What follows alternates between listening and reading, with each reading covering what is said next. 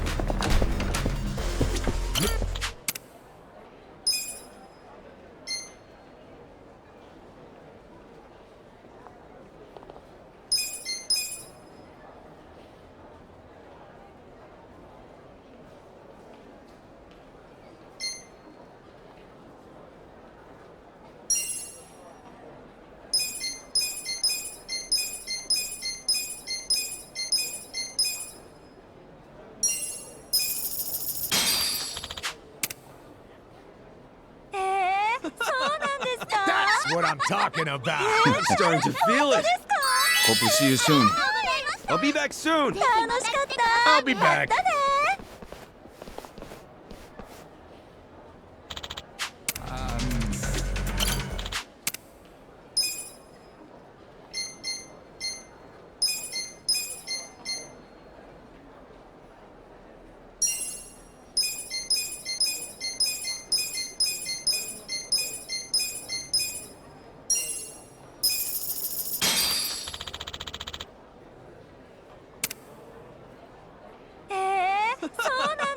That's what I'm talking about. I'm starting to feel it. Hope we'll see you soon. I'll be back soon. I'll be back.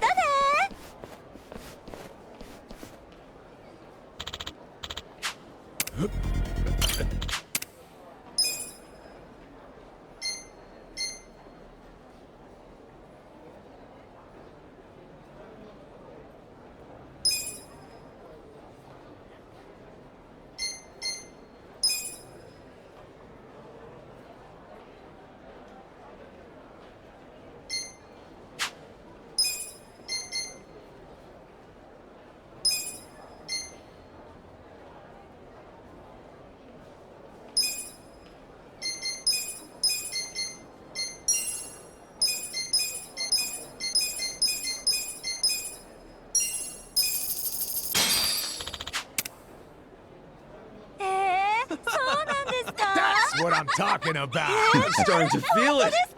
Hope we'll see you soon. I'll be back soon. I'll be back.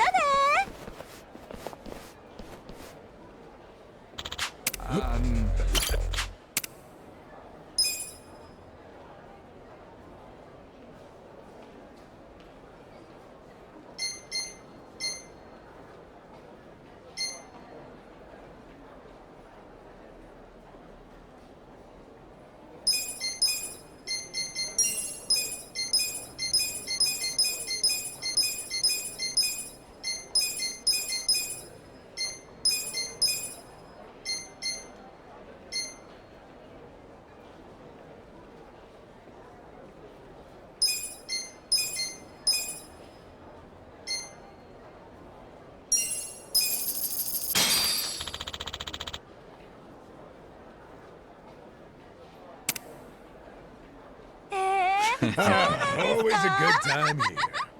I'm starting to feel it. I'll be back when I can. I had a great time. 来てね。はい、また来てくださいね。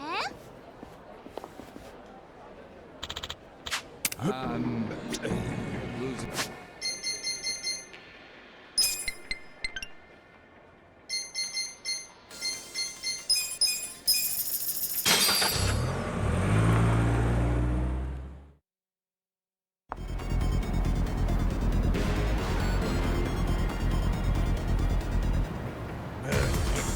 Get back. It's killing me.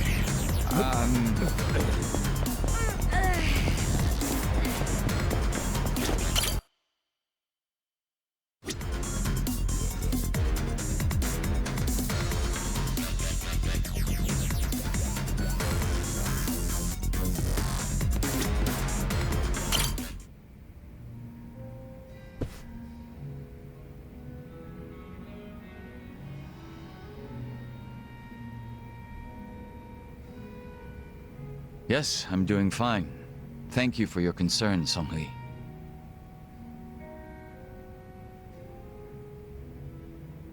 Yo, what'd she say? Oh, nothing. She just asked for an update on the situation. That's all. Yeah? Bet it feels pretty good knowing a babe like her's looking out for you. I'm blessed to serve one such as she. The Joon-gi Han I served before was quite the blessing as well.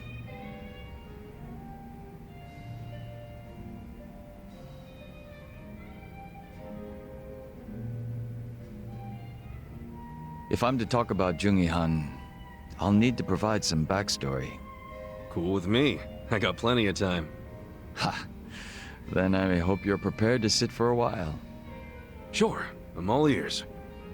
My father was one of the stray Jingwon Mafia I mentioned earlier.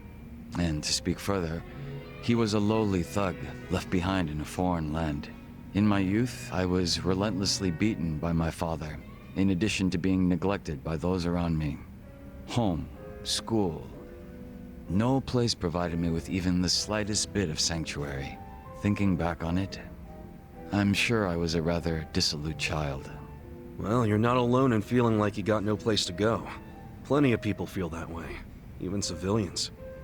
Feelings of isolation are really that common, huh? Not sure if I should be comforted or not. Sorry, didn't derail the story, did I?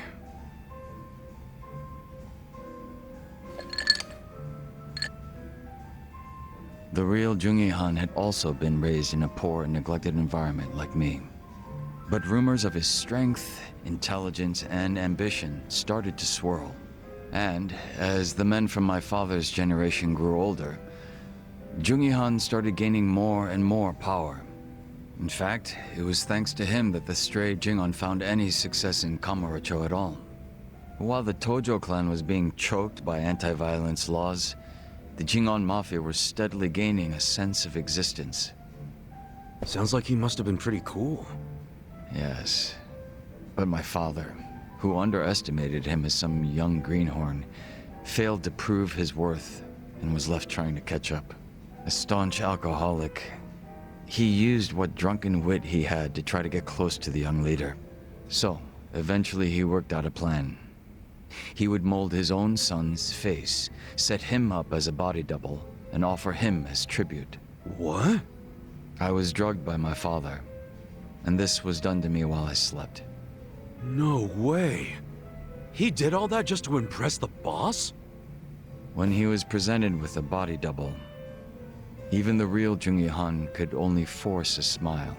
But he saw what had gone into my face, and he respected the effort.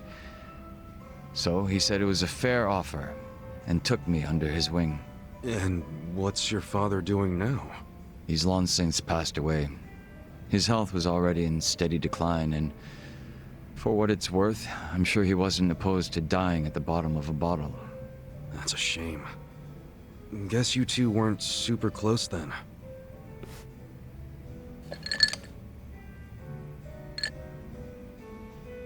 Joon-gi Han kept me at his side as much as possible so that I might learn his mannerisms. Strangely enough, it was the only place that finally felt like home. I was very much his servant, and he was very much my master. But in spite of that, we shared a lot of laughs in the long time we spent together. A lot of drinks as well. And though I was his double, it would be rude of me to say that we came to resemble twins. So the way you're talking right now, that's something Joon-gi Han taught you? The real Joon-gi Han had a way with words I never will. And when he walked into a room, you knew it. Try as I might, I would never reach his level. Hearing you say all that makes me even more curious. About what, may I ask?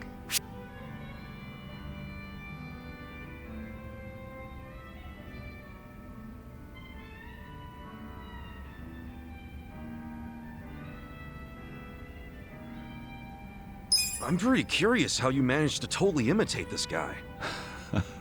Oh? Changing your face is one thing, but to be able to be just like the guy means you're, like, a master impersonator or some shit. Unfortunately, it's far more than impersonation. It's a lifestyle, which requires one to change on the inside as well. Well, sorry for asking about something so stupid then. Not at all. It's been a long time since I've laughed like this.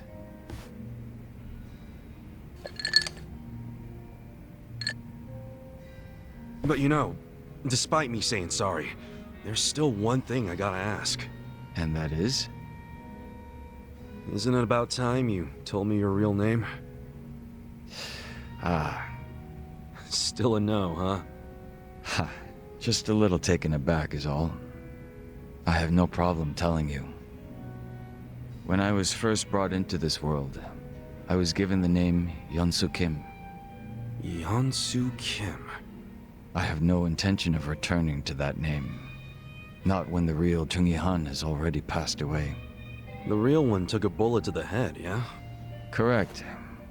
There was conflict with a group from Hiroshima that had made its way into Tokyo.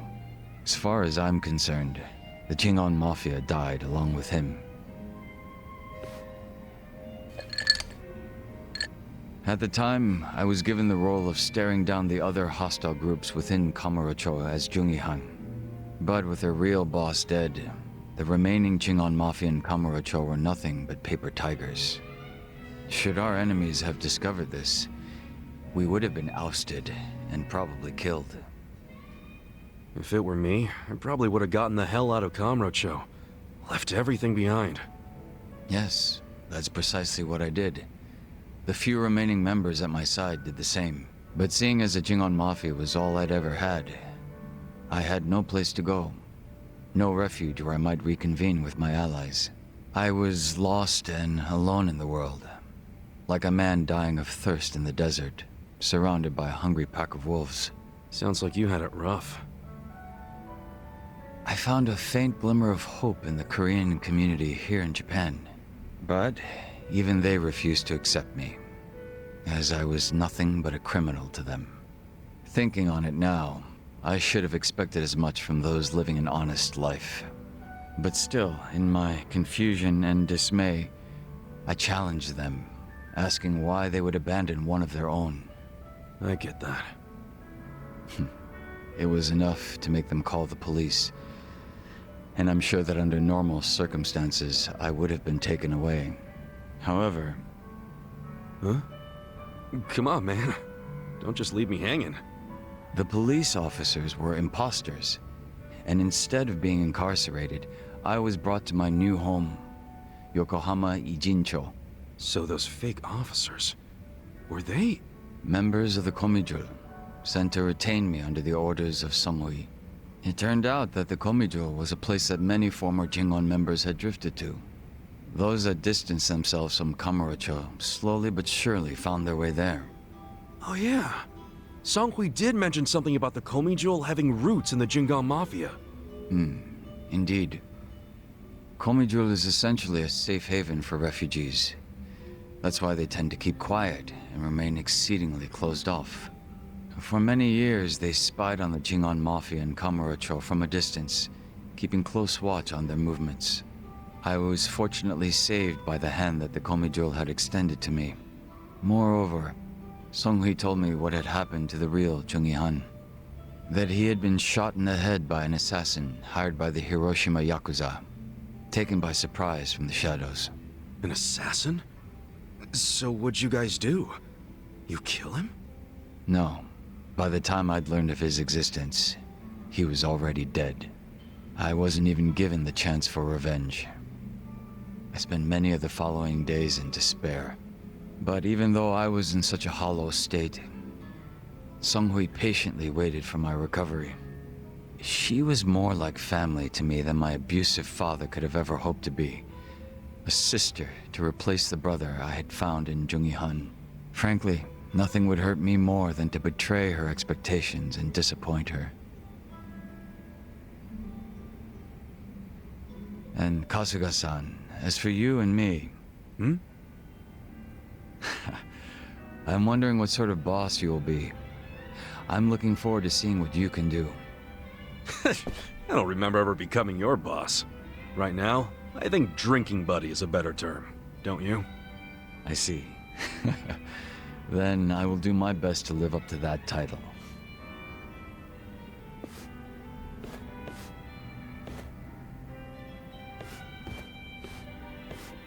Well, guess that's finally it for introductions.